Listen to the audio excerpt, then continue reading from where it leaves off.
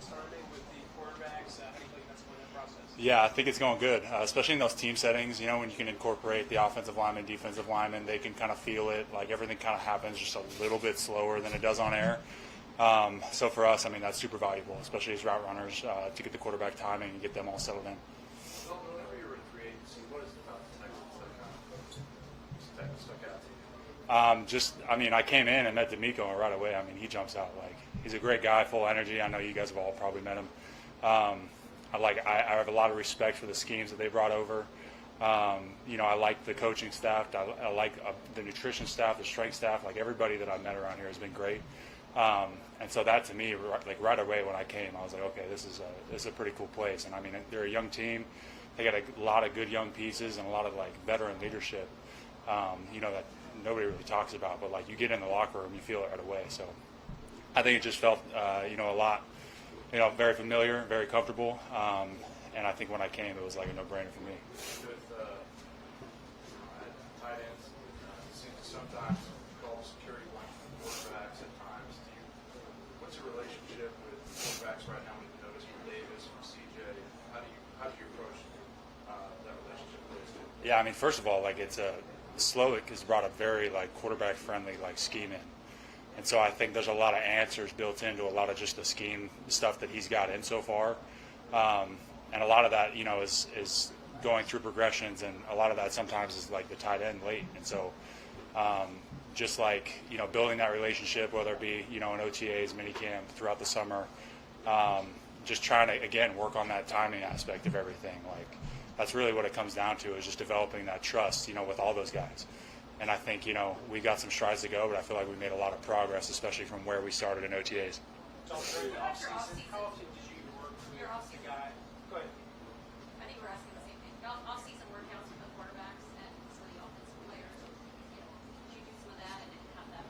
Yeah, everybody was pretty much here for OTAs, minicamp, and then throughout the summer, we've gotten together, thrown a few times, So just any of that extra work that you can put in running this stuff, it's a brand new offense to everybody. And so I think the more time on task that you have, a lot of guys have been super willing to show up and put in the work. The more of that we can get, the better, because everybody needs it. Oh, you guys had one in UH. Were there other places around the country, or was it mostly here in Houston?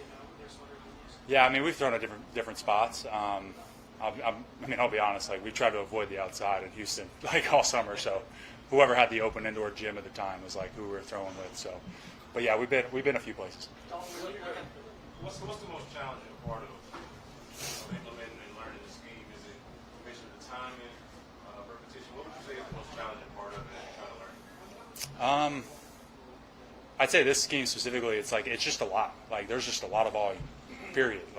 Everybody, top to bottom, there's a lot of different ways that we can run stuff, and then there's ways that you can flip those and run it the other way. It's so I think it just in terms of sheer volume, it's just a lot. And so I think that's the biggest challenge in my mind.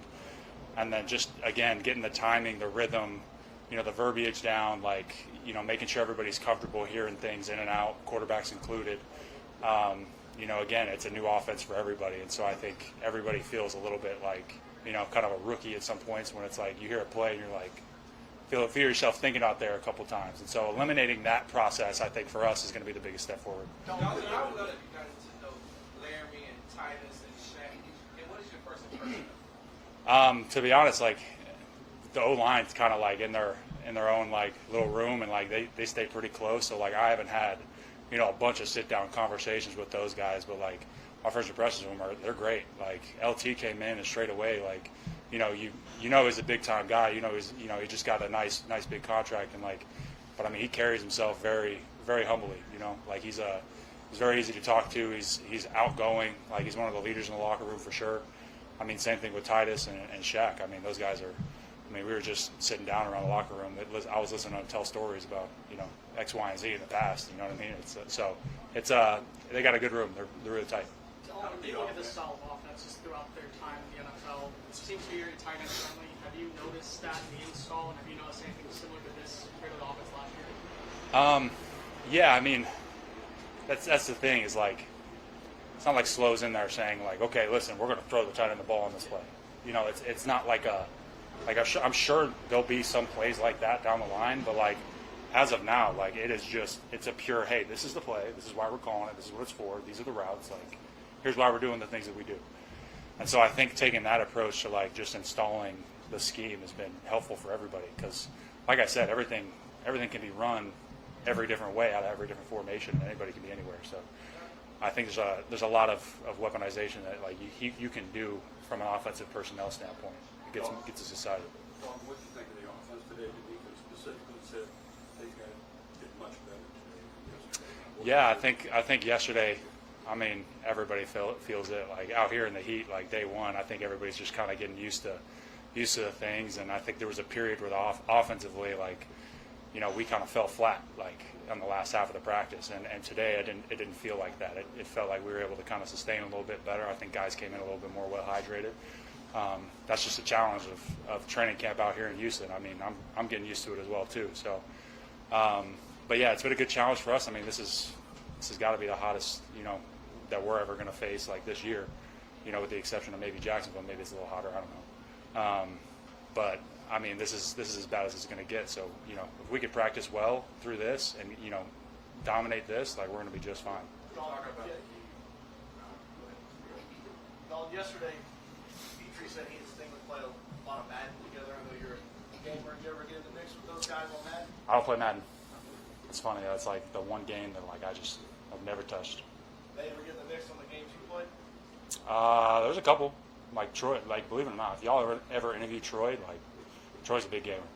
Like he's same. I'd say like he's the one that's like same level as me, where like he builds his own PCs. He's got a liquid cooled PC, which is crazy. Like I don't even do liquid cooling. Like I'm too lazy. So. So why haven't you played Madden? Obviously. Dude, I'm not a sports guy, man. Like when it comes to video games, like I'm just not a. It's like a guitarist not playing Guitar Hero. You know what I mean? Like it's a little bit different. I don't know. Maybe I'm opinionated on that, but. Texas football at every level has to deal with this heat. What are some things that you would like to say to Texas football players that are younger and are working out in this heat? What are the things that you learn over time? Yeah, I mean, number one is like stay hydrated. That's the most important thing that you can do out here. I mean, you're losing water, and in this humidity, especially down here, it's like your sweat doesn't ever really leave, you know, your arms or wherever you're sweating. Like it just kind of stays. So making sure that you're on top of your hydration, making sure you're being, you know, you're taking the rest whenever you can. Like I know it's dog days out here in training camp sometimes where it's like back to back to back reps. But I mean, heat stroke is real. And I think having the open honesty to communicate with your trainers and your coaches around you to make sure that you're staying on top of your body and your hydration, like obviously of utmost importance. And I think, you know, when you know you're on top of all that, I think it's important to just kind of have that mindset that, listen, this is training camp, and I mean that's what it's about. It's about pushing through those dog days and getting through and dominating really that last part of practice, you know, when you're at your most tired. So A couple more guys. Obviously, Bobby is slow his first time as an offensive coordinator. What's he like in comparison to what you've been around? Is he open to suggestions? Is he in training camp with Dave to try to do some kind of different things than we did in the offseason? What ways do you see him kind of growing into that? I'm assuming he's open to suggestions. Like I could be dead wrong. Like I don't know, but like so far it's just been, again, there's so much stuff that it's just been, this is what we got, here's how we run it, this is why we're running it. But I think the biggest difference for me is like he's really like opening it up to like, hey, listen, this is the routes, this is how we run the routes, this is our splits on this play, this is why this is our splits. This is like he's teaching not only what you have on a play, but he's going through and he's like, listen, we're doing this because this. Like, and he's kind of going into the depths of like why we kind of do all the things that we do. And I think when you're installing stuff, at least for me, that's like super valuable for players. You know what I mean? Because like, one, it's not only going to create those like, you know, visual and like memory cues when you hear this, but it's going to like help. Like for example, like if I'm in a split and I look out and I know the receiver is supposed to be in a certain split on this play, like if I only knew what I had to do, like I wouldn't be able to know that, you know, he's messed up. And it's like, you know, we can all help each other with this whole process. And I think, you know, having that kind of like big scope, general, big picture idea from the start is like extremely useful. Again, yes, it's a lot of volume, but like I think having that perspective when you start is going to be extremely valuable for us. And you've spent your entire pro career in Texas. Like, what do you feel like? Because you grew up in Utah, right? At Stanford.